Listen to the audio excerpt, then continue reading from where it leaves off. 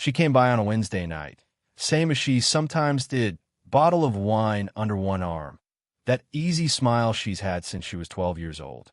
She kissed me on the cheek and set the wine on the counter, and then she put a small stack of papers down next to it. "I just need your signature on the last page," she said. "It's nothing, just in case something happens to Mom. It makes everything easier, keeps things from getting complicated." She was already sliding the pen out from under the clip on the top sheet. You know how these things are. I picked up the pen. The stack was maybe 6 pages, stapled, and she turned it to the last page, so the signature line was right there facing me.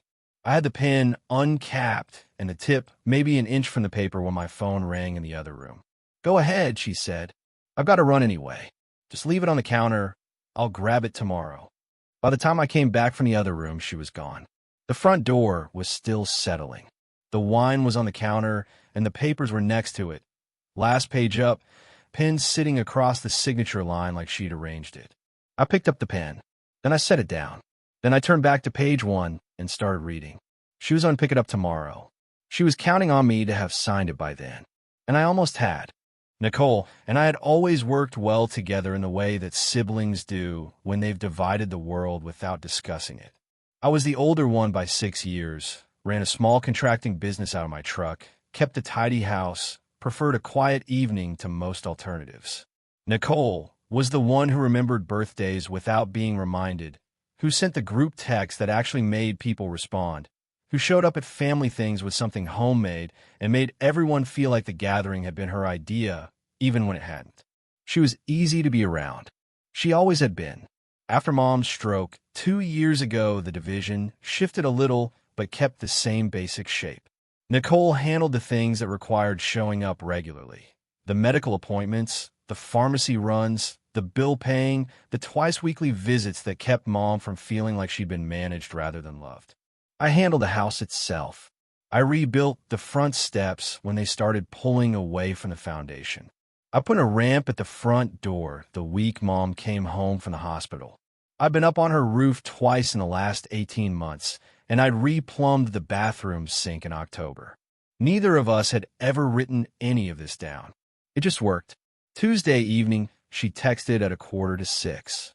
"Stopping by at 7, bringing wine. Need 2 minutes of your time." That was normal enough. Nicole stopped by when she had something to tell me or something to ask, and the bottle of wine was her way of signaling that whatever it was wouldn't take long and shouldn't be treated as a big deal. She showed up at 7:05 with a bottle of cheap red and a hug, and she was already talking before she had her jacket off. She pulled the papers out of her purse and put them on the counter and said, "Okay, so I just need your signature on the last page. It's really nothing. It's just a just-in-case thing for Mom. Makes everything cleaner if something ever happens. You know how these things sit undone forever, and then everything gets complicated." She said it the way she said most things, warm, quick, with a smile underneath it, the rhythm of someone who has told a version of this story before and knows where the easy parts are. The papers were already turned to the last page. The pen was already clipped to the top. I reached for it. I had it in my hand. After the door closed, I stood at the counter for a minute, just thinking. The wine was there. The papers were there. And I was thinking about the medical authorization form Nicole had brought over about 18 months ago. A Saturday morning, she'd stopped by with coffee and said she needed one quick signature so she could talk to Mom's doctors without getting blocked by privacy rules. Made sense. I signed it. I didn't read it. Then there was something last spring. A pharmacy form, she said, so they'd release prescriptions to her when Mom couldn't get there herself. Quick signature, right there, thanks. And something in the fall, thicker, 2 pages, something about the bank needing authorization for a family member to discuss the account. She'd had the pen ready that time, too. I stood there trying to count them. I got a 5 before I lost confidence in the list, and I suspected the real number was higher. What I couldn't do was tell you what any of them actually said. What I could tell you was that Nicole had always been standing next to me when I signed them, always pointing at the line, always saying some version of right there, thanks, you're the best, and always moving on before I'd finished putting the pen down. 5 times. Maybe 7. 2 years. I hadn't read a single one. I picked up my phone and called my mother. She answered on the fourth ring, a little slow, the way she answers in the evenings when she's been resting. I asked how she was feeling. She said okay, tired, the usual. We talked for a minute about nothing, and then I asked, gently, if she knew Nicole had stopped by my house tonight with some papers to sign. There was a pause. Not a long one. 2 seconds, maybe 3. But it was the kind of pause that has something in it.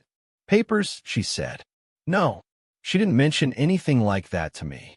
Another small beat. What kind of papers?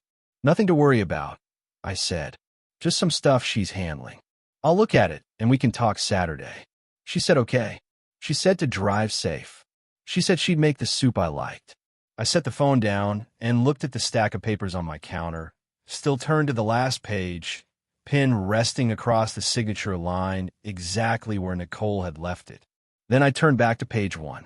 I sat down on the stool on my kitchen counter and started at the top of page 1. It wasn't a medical form. The first paragraph established the parties. Daniel, named in full, and Nicole, named in full, described as adult children of their mother, whose name appeared in the third line. The second paragraph established the subject matter. Not a medical authorization, not a pharmacy release, not anything the bank needed.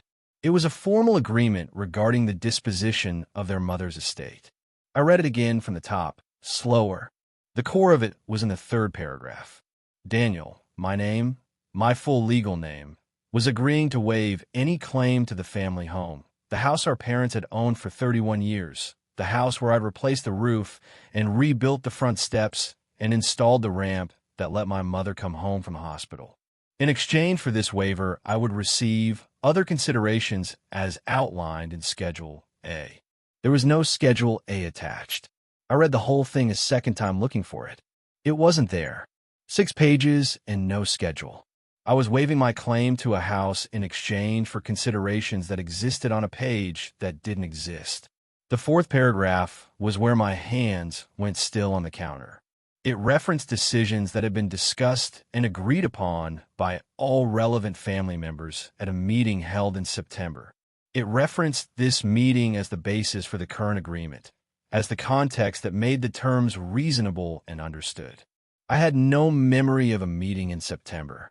I had no memory of discussing the family home, or my claim to it, or any considerations being exchanged.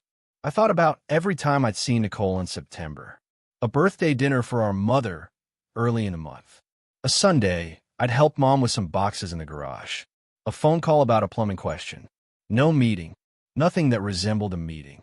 Nicole's signature was already on the document. Signed and dated 3 weeks ago. I read it a third time. The language was careful the way careful language is when someone has paid for it. Specific where it needed to be specific, vague where vagueness served a purpose. The schedule that didn't exist. The meeting I hadn't attended. My name in the first line and my claim in the third paragraph and a signature line at the end waiting for the pen she'd left behind. Then I flipped back to the first page and looked at the top of the document. The title wasn't there. Most legal documents put the title at the top of the first page, centered, the first thing you see. This one had a header with the date and the party names, and then the paragraphs, and the title was printed at the bottom of the page in the same small font as the footer. The same size as the page number. The size of something you'd see if you were looking for it and wouldn't notice if you weren't. I looked at it for a moment. Then I took out my phone and photographed every page front to back in order. I didn't sign anything. Wednesday morning, I called Amanda before 8. Amanda was 6 months older than me, worked as a paralegal for a firm downtown, and had always been the cousin you called when something needed to be understood rather than felt. We didn't talk often, but when we did, she was straight with me in a way that most people aren't. I didn't send her the document. I wasn't ready to do that yet. I just read her the third paragraph over the phone, the one about the waiver, and when I finished, I asked her what it sounded like to her. She was quiet for a second. Not a thinking quiet, more like a catching up quiet. That sounds like a waiver of inheritance, she said. A formal one. Where did you get that? I told her Nicole had brought it to my house Tuesday night and asked me to sign the last page. Did you sign it? No. Good. She said it without hesitation. Don't sign that. Don't sign anything like that. Please. She said the please the way you say it when you want someone to understand that you mean the thing you just said and the thing underneath it. I asked her what she knew. She was careful about how she said the next part. Nicole had been talking at family gatherings for the last several months. She told me about simplifying things for Mom, about making sure the house ended up with the right person, about the importance of having everything settled before things got complicated. Amanda said Nicole had framed it as something the family had worked through together, something everyone was aligned on. She said she'd assumed I was part of those conversations. I told her I hadn't been in any of those conversations. I hadn't known the conversations were happening. Amanda was quiet again. Then she said, "Daniel, there's a lunch on Saturday." "What lunch?" "At your mom's. Nicole's hosting. She called a little family thing, just to catch up." She paused. "She didn't mention you were coming." I asked her who was invited. She named 4 people, 2 aunts, a cousin from my mother's side, my mother's oldest friend who'd known Nicole since she was born. I knew all of them. I knew how they worked. They were the kind of people who trusted Nicole because Nicole had spent years giving them reasons to, and who would nod along if she told them that Daniel had agreed to step back for Mom's sake, because why would Nicole say it if it wasn't true? "She's going to tell them you signed it," Amanda said. Not a question. "I think so," I said. "Are you going to be there?" I looked at my phone on the counter, at the photographs I'd taken the night before, 6 pages of careful language, and a missing schedule, and a meeting I'd never attended. "Yeah," I said. "I'm going to be there." Thursday afternoon, my phone buzzed on the workbench while I was finishing a quote. "Hey, did you get a chance to sign those?" "Was going to swing by tomorrow on my lunch." I set down my pencil and looked at it for a full minute. I typed out something about needing to talk first and deleted it. I typed something shorter and more direct and deleted that too. Then something that asked a question I wasn't ready to make into a question yet. I sent, "Haven't had a chance yet. Crazy week. Maybe this weekend." 3 dots appeared almost immediately. Then a thumbs up and a heart. That was it. Easy, breezy, no pressure. The way she did everything. That evening, I drove to my mother's house without calling first. She answered the door in her robe, surprised, then immediately glad in the way she gets when something she didn't expect turns out to be good. I told her I was in the neighborhood, which wasn't true, and she told me to come in, which I was counting on. We sat in the kitchen. She made tea. I asked about her week, and she told me, and I listened and waited until it felt natural, and then I said, casually, that I'd been thinking about the house lately. Just in general. Long term. Had she and Nicole talked about any of that? She looked at me with an expression that was somewhere between tired and reassured. "Oh, a little bit," she said. "Nicole said we'd sort it out properly when the time comes." She said not to worry. She wrapped both hands around her mug. She said you agreed it should stay in the family. I kept my voice even. "Stay in the family how?" My mother looked at me.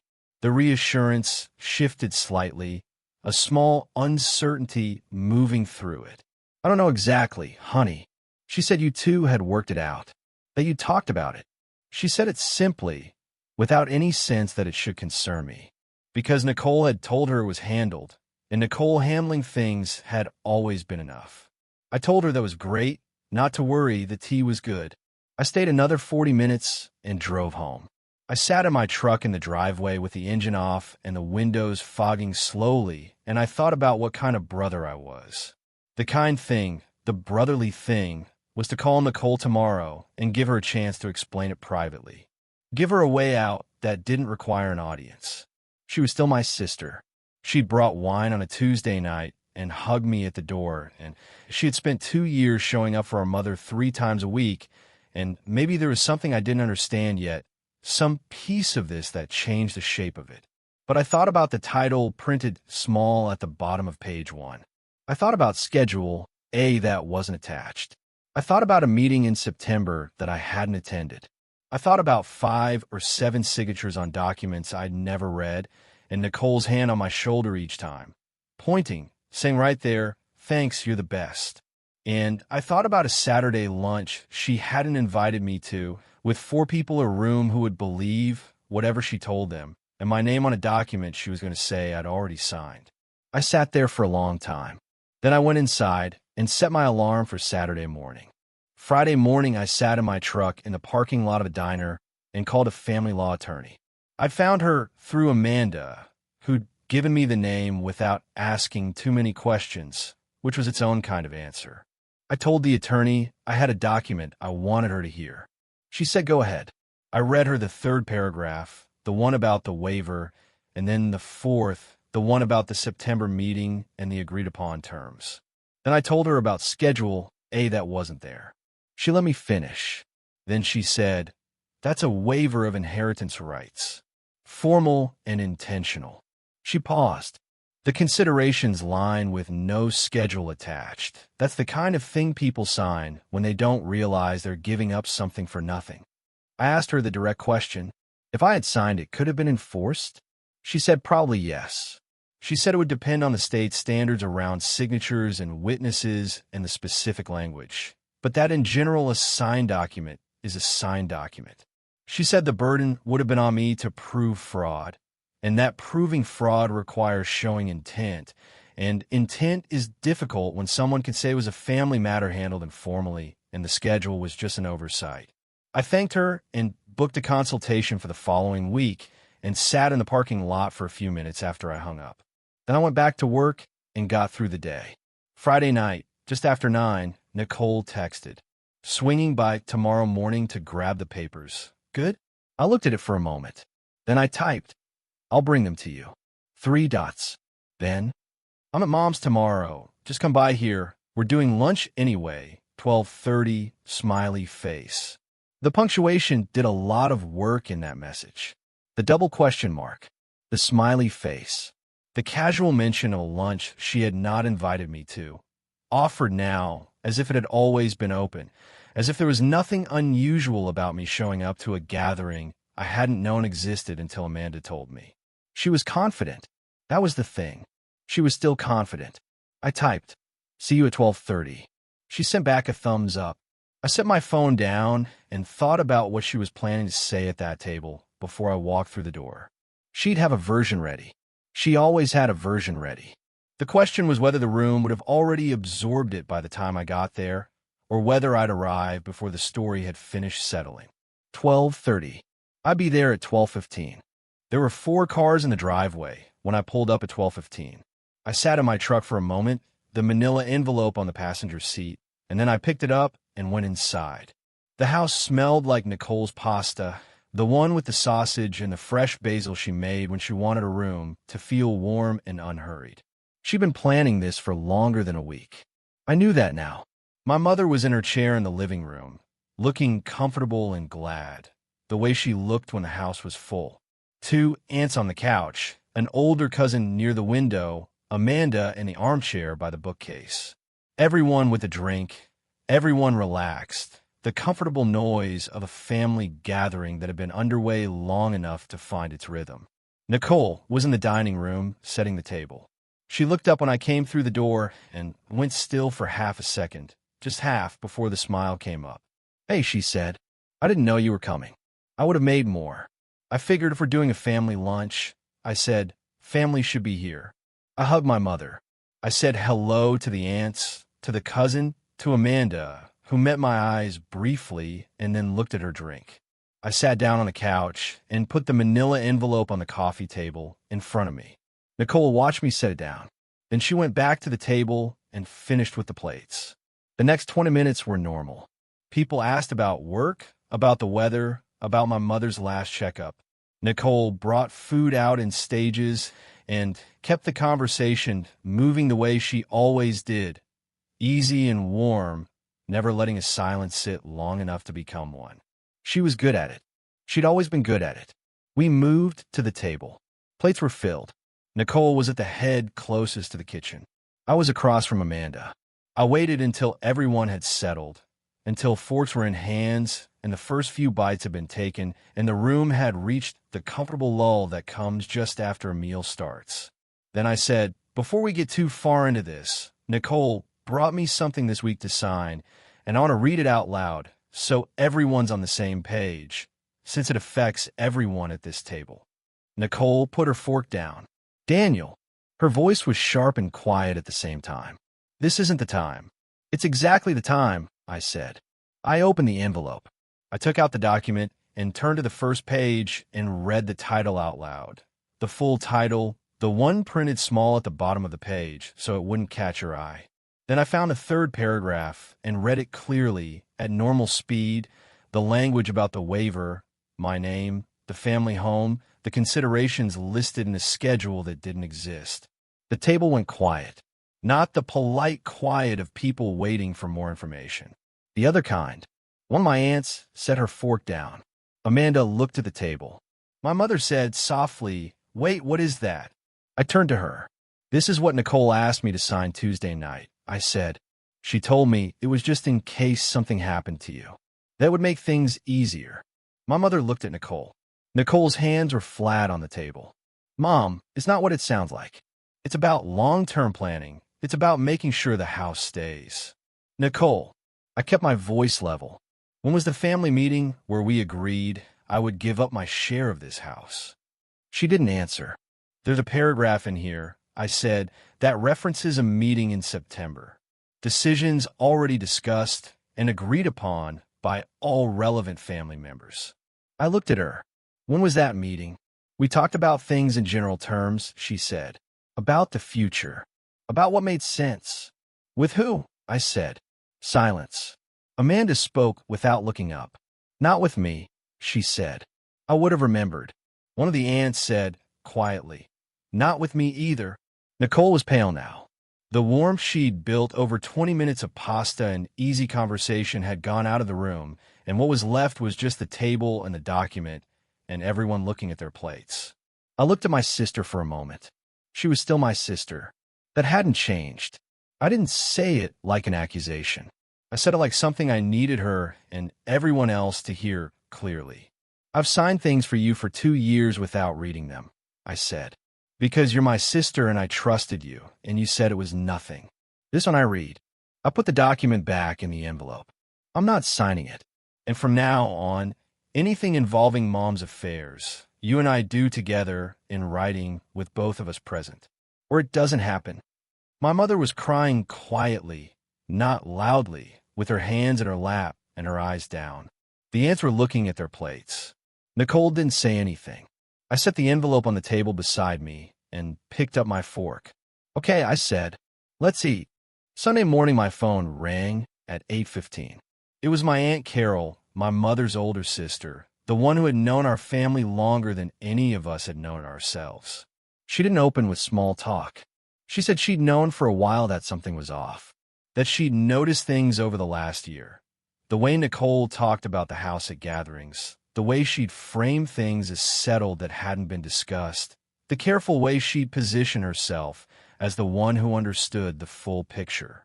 Carol said she hadn't said anything because she hadn't wanted to overstep, because Nicole was family and you give family the benefit. She said she was glad I'd done it in the room instead of over the phone. Then she told me my mother had called her at 9 the night before.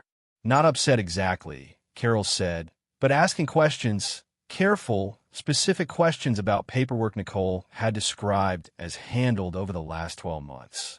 About conversations Carol had apparently been referenced in without having them. My mother had stayed up past midnight, Carol said, going back through things in her head.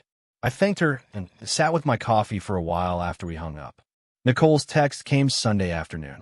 It was long, longer than any text she'd sent me in years, and the tone was the warm one, the affectionate one, the one she used when she needed something to land softly.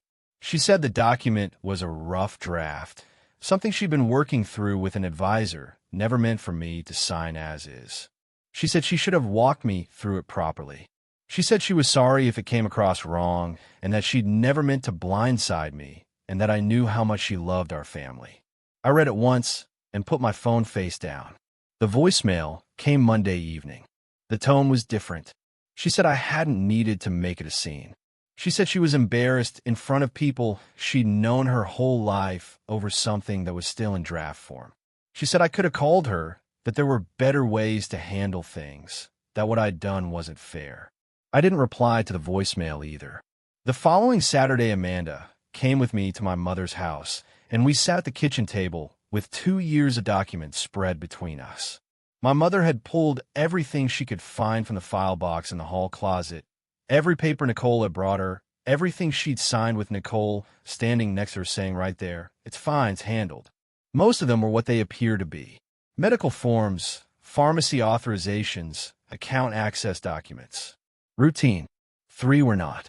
They were minor in dollar terms, incremental, each one moving something small in Nicole's direction. Individually, they were easy to explain away.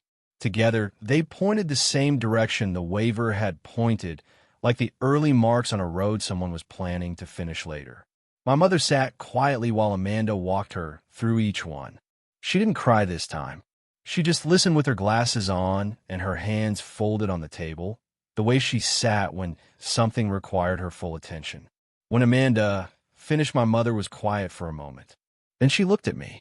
"I want you to help me from now on," she said. "Both of you, if she'll do it honestly." She looked at the documents on the table. "I've been letting things be handled for too long. I didn't think I needed to pay attention."